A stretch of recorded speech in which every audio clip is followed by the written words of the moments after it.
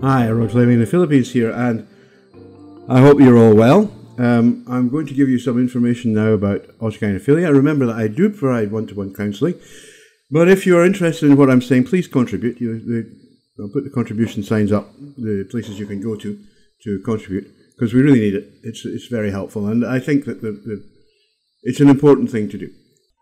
I have also started up, just so that you know, I've started up another Patreon resource, and this one is called, let me just call up the name for you. It's called the Psychology of Life, and it's at https://www.patreon.com/sexology. And I'll put that up in written form for you. I will be putting many things which are specific to autogynephilia on that Patreon.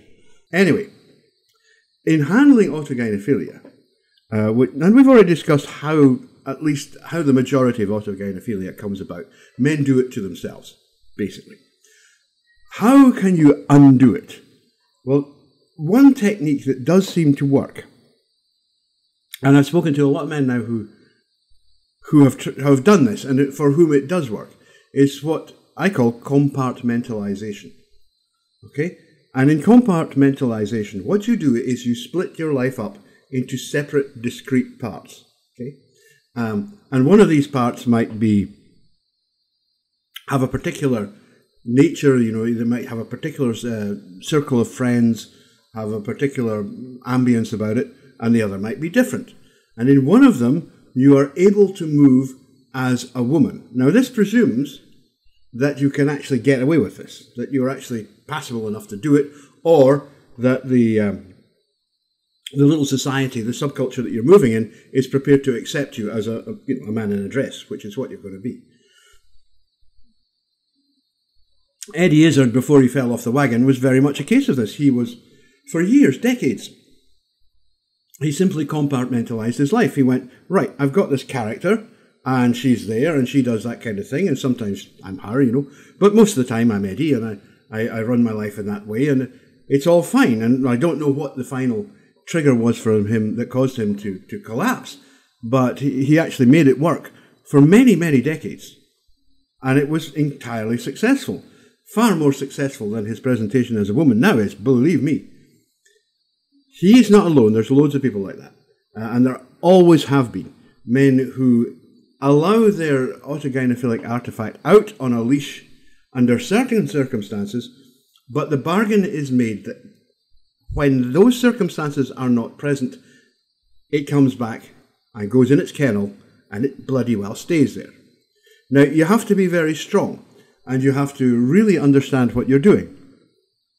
Because autogynephilia, one of the things it will do is it will use crises in your life to try to further its own interests. That is, the autogynephilic artifact will use crises in your own life to try to further its own strength, to make it stronger, and to allow it to take over and to destroy the host. Which, understand that the autogynephilic artifact, after she has actually been created, all she really wants to do is to kill you, kill the host. She hates you.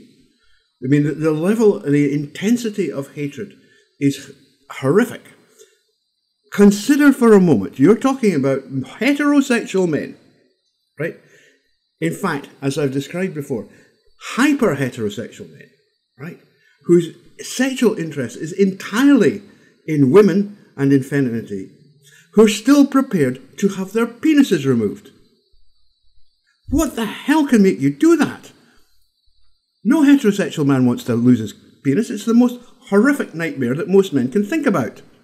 They live in dread of things like that happening, of accidents happening, or penile cancer or testicular cancer and all these things, which can happen. It's fairly rare, but they do happen. Men live in dread of events like that. And yet, autogynephilic men who are transitioned will elect to have this done to themselves. Why would you do that? What power can make you actually do that? And the answer is the artifact. The artifact becomes so powerful that it overwhelms the host. And so that the host's own desires and even his own fears become as nothing. The artifact doesn't care about the host. She absolutely detests the host. She wants him dead. And if getting rid of the penis helps her to do that, then she is a very happy bunny. And she really is. Having said that, not all autogynephiles do want to have their penis removed, but I'm just using that as an illustration of how insane this can get. That a grown heterosexual man, possibly married with children, who has had a good sex life, suddenly says, "Oh no, I want to be a woman, I want to get this thing cut off." That is a level of, well, I can only call it insanity, that it actually beggars belief. As a heterosexual guy, I'm like, how on earth could you possibly end up in a position like that you would seek to do this to yourself? And the answer is autogynephilia. The answer is that the autogynephilic artifact has become so powerful that it has done this. Now, what I'm saying is you must not allow it to get to that position. I have also started up, just so that you know, I've started up another Patreon resource, and this one is called, let me just call up the name for you. It's called the Psychology of Life, and it's at https://www.patreon.com/sexology. And I'll put that up in written form for you. I will be putting many things which are specific to autogynephilia on that Patreon. You must either completely destroy it, and there are ways to try to get it, minimize its power, or you have to put it into a cage. You have to compartmentalize your life. I'll say that again. You have to compartmentalize your life such that the autogynephilic artifact is contained in one part of it and is not allowed to come out. No, no, no, no, no, no. That thing does not, it's a succubus. That's what it actually is. It's succubus that is consuming the man. That is kept in a place where you can control it, in a cage, on a leash. And if it's allowed out for exercise, it's allowed out under the very strictest of conditions. Right? We can do this from 6 p.m. on Saturday till 10 p.m. on Saturday, and that's it. And then you go back in your box. And you don't allow any slipping. And to do this, you're going to have to involve techniques like writing down a contract. Write down an actual contract between yourself and the autogynephilic artifact, so that you can say, look, yesterday, you didn't go back in your cage at 10 o'clock when you should have. You're still here. What's going on? And you can use that to fight it. The autogynephilic artifact is not a real person.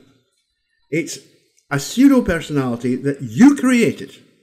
And as I said, for most men, they created it through inappropriate use of visual stimulation and sometimes physical stimulation in masturbatory self-pleasure, to be blunt.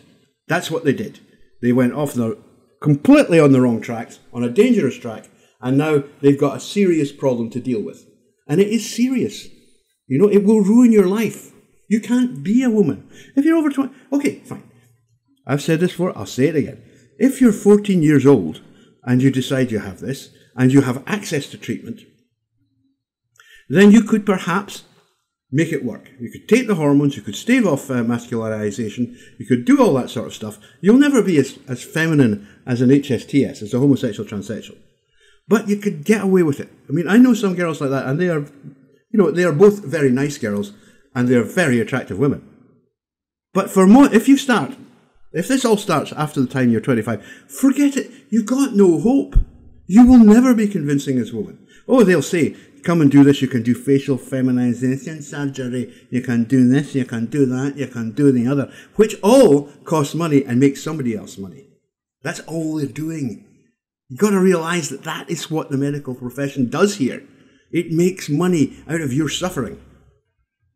And the way to cure autogynephilia is to lock up the artifact, to kill it, if you can. If you can't kill it, you've got a problem. You're going to have to try to, as I say, compartmentalize your life such that it is in one part of it which you monitor very carefully and it's never allowed out. Okay? So, that's that for just now.